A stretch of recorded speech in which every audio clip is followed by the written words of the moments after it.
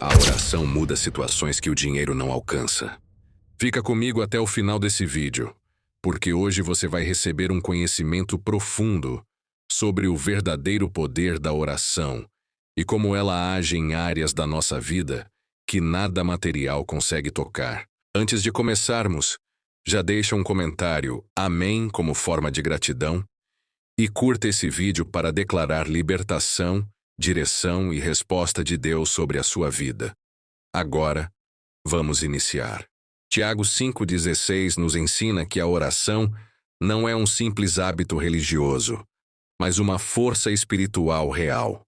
Quando a Bíblia diz que a oração feita por um justo pode muito em seus efeitos, ela está mostrando que não é o volume das palavras que gera poder, e sim um coração alinhado com Deus. O justo não é alguém perfeito, mas alguém que reconhece suas falhas, se arrepende e decide obedecer. Essa oração alcança lugares onde o dinheiro não entra, muda cenários que a lógica não explica e traz cura para dores que ninguém vê. Muitas vezes a pessoa tenta resolver tudo com esforço humano e só ora quando não resta mais opção. Mas Tiago nos revela que a oração deveria ser o primeiro recurso, não o último. Quando alguém ora de verdade, Deus age de forma invisível, porém poderosa, transformando situações, fortalecendo o coração e preparando caminhos que antes pareciam impossíveis. Salmos 34:6 nos mostra uma verdade simples e poderosa. Deus não responde ao orgulho, ele responde ao clamor sincero. Quando o texto diz, clamou este aflito, não fala de alguém forte, preparado ou cheio de recursos, mas de alguém quebrado, consciente de que não podia se salvar sozinho. E é exatamente aí que Deus entra. O Senhor ouviu, não porque o aflito merecia, mas porque Deus é misericordioso. Esse versículo revela que o céu se inclina quando um coração humilde se rende. Não foi a posição, nem o dinheiro, nem a força humana que trouxeram livramento, foi o clamor. Assim como ensinava Billy Graham, Deus nunca rejeita um coração quebrantado.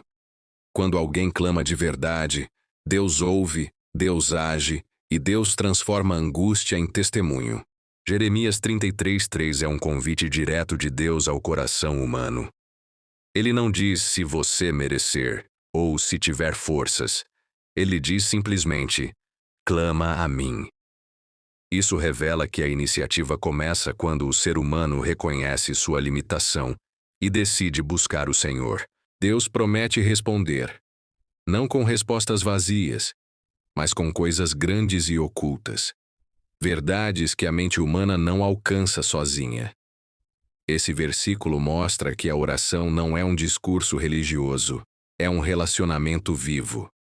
Assim como pregava Billy Graham, Deus não está distante nem indiferente ao sofrimento humano. Ele se aproxima quando alguém clama com sinceridade. Quando o coração se rende, Deus revela direção no meio da confusão, esperança no meio da dor, e propósito onde antes só havia desespero. Orar é abrir a porta para que Deus faça aquilo que nenhum recurso humano consegue fazer. Muitas pessoas querem a oração atendida, mas não querem a responsabilidade que vem junto com ela. Orar não é cruzar os braços e esperar que Deus faça tudo enquanto nós não fazemos nada. A Bíblia mostra que Deus responde à oração, mas também honra a diligência, o esforço e a obediência. Quando você ora pedindo direção, Deus te dá sabedoria. Quando ora por provisão, Ele te dá capacidade. Quando ora por crescimento, Ele te dá oportunidades. Mas cabe a você estudar, se preparar e correr atrás. A oração abre portas que ninguém vê, mas é você quem precisa levantar da cadeira e atravessá-las. Deus não substitui o seu compromisso. Ele o fortalece. Quem ora e não age limita aquilo que Deus quer fazer. A oração alinhada com atitude gera resultados, porque fé de verdade não é passiva, é movimento. Um versículo que fala claramente sobre atitude junto com a fé é Tiago 2,17. Esse versículo nos confronta com uma verdade direta. Deus não responde a uma fé apenas declarada com palavras, mas a uma fé vivida em atitudes. Crer não é apenas dizer "eu confio". É levantar e agir conforme aquilo que se crê. Assim como pregava Billy Graham, a fé verdadeira sempre produz mudança de comportamento. Se alguém diz que confia em Deus, mas não estuda, não se prepara e não se move, essa fé fica estagnada. Deus honra a fé que anda, que trabalha, que se esforça. A oração conecta você ao céu, mas a atitude mostra que você realmente acredita que Deus está no controle. Outro versículo poderoso sobre atitude e ação é Colossenses 3:23. Esse versículo nos ensina que Deus se agrada quando colocamos excelência naquilo que fazemos. Orar é essencial, mas Deus também observa a dedicação diária, o esforço invisível e a constância quando ninguém está vendo. Assim como ensinava Billy Graham, a fé verdadeira transforma a maneira como trabalhamos, estudamos e enfrentamos a vida. Quando alguém faz tudo com o coração voltado para Deus, o trabalho deixa de ser comum e passa a ser um instrumento de resposta às próprias orações. Um exemplo bíblico claro é a vida de Daniel. Daniel orava todos os dias, mas não usava a oração como desculpa para a preguiça ou acomodação. Ele estudou, se preparou e se destacou mesmo vivendo em uma terra estrangeira. A Bíblia diz que Daniel tinha um espírito excelente, porque enquanto confiava em Deus, também dava o seu melhor em tudo o que fazia. Quando ele orou pedindo entendimento, Deus respondeu. Mas Daniel continuou firme em disciplina, caráter e atitude.